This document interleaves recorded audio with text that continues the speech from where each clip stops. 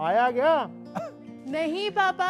चाची, कब से खांसी है इनको? महीने भर से होगी। टीवी तो चल जाएगा, लेकिन टीबी का क्या? 2 हफ्ते से ज्यादा अगर खांसी हो ना, तो अपने बलगम की जांच स्वास्थ्य केंद्र में करवाइए।